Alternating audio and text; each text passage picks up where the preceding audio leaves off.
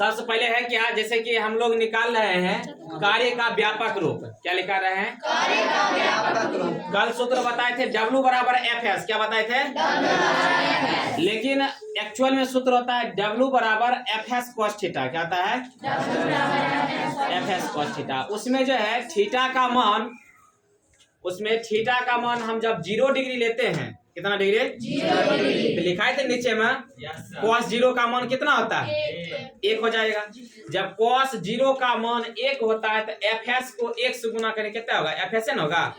इसलिए हम लोग लिखे थे W बराबर FS, लेकिन वाजिब में होना क्या चाहिए? W बराबर FS cos थीटा। अब देखो कैसे FS cos थीटा आता है वो समझा देते हैं। सबसे पहले अभी तुमको क्या परिभाषा बताए थे कार्य का? कार्य की परिभाषा बताए थे, कोई भी वस्तु है, कोई भी वस्तु है, उस पर जब हम बल लगाते हैं, क्या लगाते हैं? बल लगाने के बाद उस वस्तु में कहीं न कहीं जगह क्या होगा? डिस्प्लेसमेंट होगा। कहीं जगह क्या होगा? एक जगह से कोई वस्तु एक जगह से दूसरी जगह जाएगा। किधर जाएगा? जैसे हम बल लगा रहे हैं पूरब की ओर, तो वस्तु किधर जाएगा? पश्चिम हो जाएगा, पूरब में जाएगा। जिधर बल लगाएंगे उधर ही वस्तु भागेगा ना। तो उस जो वस्तु पर लगा रहे हैं बल और बल के दिशा में जो होता है विस्थापन, वो दोनों को गुणनफल को क्या बोलते हैं? कार्य बोलते हैं। कार्य बोलते हैं ना। तो अब वही देखो, पहले जैसे मान लो ये वस्तु यहाँ पर रखे होंगे, रखे वस्तु को यहाँ रखे हैं। अब यहाँ पर एक बल लगाते हैं, बिंदु ए पर बल लगाते हैं, बल लगाए ना। तो बल, एक चीज बताओ, जब इस पर हम बल लगाएंगे तो वस्तु इधर खिसकेगा ना। कहीं कहीं एकड़ों पर कुछ न कुछ लगेगा, प्रभाव पड़ेगा। इस वस्तु पर भी प्रभाव पड़ेगा और यहाँ पर भी कुछ न कुछ प्रभाव पड़ेगा।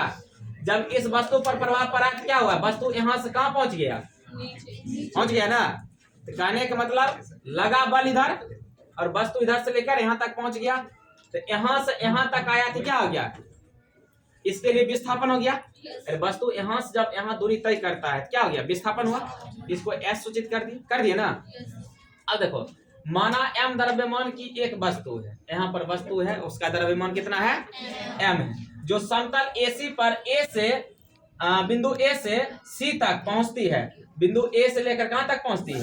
C तक पहुंचती है। साथ ही बिंदु A पर गुरुत्व बल mg, बिंदु A पर गुरुत्व बल mg उदग्र नीचे की ओर, किधर? नीचे की ओर लगता है, नीचे की ओर तो। और मान लिया कि इसके और इसके बीच जो है कौन कितना बन रहा है? थीटा बन रहा है। क्या बन रहा है? मान लिए ना। अब देखो, विस्थापन AC बराबर क्या हो गया? S हो गया। किया गया कार्य W बराबर क्या आता है? हम लोग जानते हैं बल गुने क्या आता है? विस्थापन होता है। बल गुने पता है ना। तो अच्छा इन्हें सुनो, बल किधर? उदग्र दिशा नीचे की ओर लग रहा है। बल किधर लगा रहे हैं? गुरुत्व बल किधर है? नीचे की ओर है। तो इन्हें सुनो, जब नीचे की ओर हम बल लगा रहे हैं तो एक कर ले लिए mg, एक कर ले लिए बल, एक कर क्या ले लिए? बल। कहीं न कहीं इसी दिशा में विस्थापन भी होगा थोड़ा सा। अरे इधर भी विस्थापन हो रहा है, वस्तु इधर ढुलक रहा है, इधर विस्थापन गया, ठीक है। लेकिन इधर भी लग रहा है बल, तो कुछ न कुछ इसमें भी विस्थापन होगा। तो इस दिशा में विस्थापन क्या हो गया? AB। विस्थापन क्या हो गया? वही लिखे mg गुने AB। mg ऐसे भी हम लोग जानते हैं F बराबर ma होता है ना। F बराबर ma होता है। तो एक जगह पर गुरुत्व यहाँ पर बल ले रहे हैं, तो एक जगह पर क्या हो जाएगा? G। एक जगह पर क्या लिख दिए? F। AB को AB लिख दिए, क्योंकि AB क्या है? मेरा इस दिशा में विस्थापन है, ठीक। मेरा समीकरण कितना मान लिए? cos थीटा बराबर सूत्र होता है आधार बटा कर्ण, जो नहीं तुम लोग पढ़े हो ना। cos थीटा 10वां वाला चीज है। cos थीटा का सूत्र क्या होता है? आधार बटा कर्ण। इतनी एक चीज अभी जान लेंगे, सिर्फ cos थीटा का चर्चा हुआ। ऐसे sin, cos, tan, cot, sec, cosec कितना होता है? 6 होता है, ठीक है। एक सूत्र होता है, लेकिन यहाँ पर हम बस यही जानेंगे कि cos थीटा का सूत्र होता है आधार बटा कर्ण। क्या होता है? याद रहेगा ना। देखो हम लिख भी देते हैं, ये बस एक ही सूत्र में याद कर लेना। cos थीटा का सूत्र क्या होता है? आधार बटा कर्ण। आधार बटा अच्छा, ये तो तुम लोग को सिखाने हैं। समकोण त्रिभुज में आधार कौन होता है, कर्ण कौन होता है, ये सिखाने है ना। समकोण त्रिभुज में आधार कर्ण सिखाने है ना।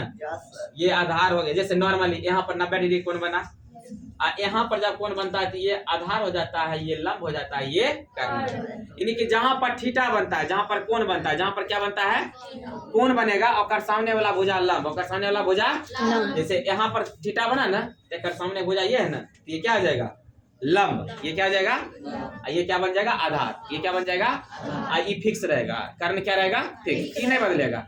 अच्छा मान लो यहाँ पर थीटा बनता, तब यहाँ पर थीटा बनता तो लंब कौन हो जाता, तब ये हो जाता, नहीं समझे।